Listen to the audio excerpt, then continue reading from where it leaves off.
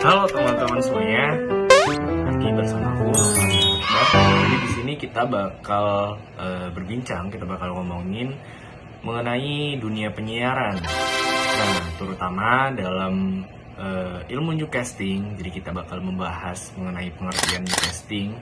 Terus gimana sih realita atau kehidupan dari penyiar televisi gitu ya? Dari prosesnya, dari kendala atau teknis di lapangan dan lain-lain. Nah, terus di pembahasan terakhir juga aku bakal menanyakan kepada diriku sendiri mungkin kayak aku bakal minat nggak ya, bakal turun nggak ya di dunia penyiaran gitu ya. Dan ini mungkin jadi reflektif buat teman-teman juga nanti ke depannya. Jadi kita lanjut aja langsung ke pembahasan yang pertama. Dari informasi yang saya dapat di bangku perkuliahan ya, dapat dipahami bahwa newscasting itu merupakan sebuah aktivitas dalam dunia jurnalistik atau dunia penyiaran, teman-teman. Jadi siapa sih pelaku dari newscasting? Itu biasa disebut dengan newscaster. Nah, newscaster ini itu bertugas atau berfungsi untuk menyampaikan suatu informasi, suatu berita kepada halayak atau audiens. Nah, biasanya newscasting ini ada di media televisi, media radio, begitu teman-teman.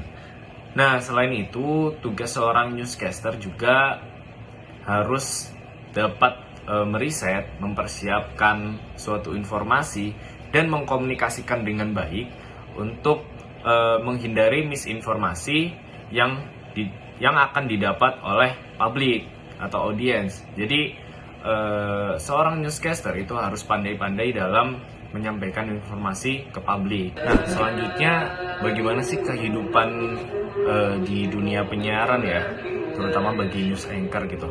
Nah, dalam dunia penyiaran televisi itu prosesnya panjang sekali ya teman-teman. Ada proses peraliputan di mana kita harus meriset terlebih dahulu apakah di situ ada risiko gitu ya, dan persiapan teknis maupun non teknis di situ. Terus juga kita harus memverifikasi betul kepada narasumber untuk mendapatkan suatu informasi.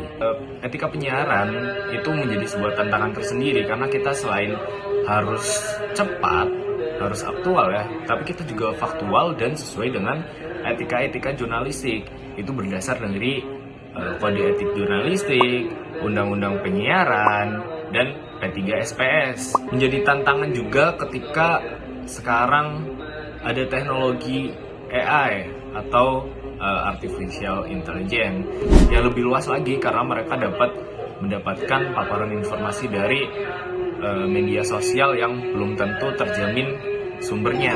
Menyoal pertanyaan ketiga, ini merupakan pertanyaan reflektif di mana apakah kamu akan terjun di dunia jurnalistik atau dunia penyiaran ke depannya. Menurutku bekerja atau turun langsung menjadi jurnalis atau newscaster profesional ke depannya menjadi suatu pekerjaan atau bidang yang sangat menarik gitu. Wow. Di satu sisi kita dapat belajar untuk berkomunikasi, menginformasikan kepada halayak di bidang jurnalistik. Itu kita akan bekerja sama dengan teknologi-teknologi baru yakni AI. Nah, ini menjadi sebuah pertanyaan menarik. Apakah kita bisa berdampingan dengan AI? Karena jangan sampai seorang jurnalis atau seorang penyiar itu menjadi ketergantungan dengan AI. Dalam artian AI ini bukan sebagai pembantu kita dalam bekerja, tapi justru mengalahkan skill dan teknik kita dalam menginformasikan suatu berita. Dari pembahasan tadi, bagaimana pandanganmu mengenai newscasting dan dunia penyiaran?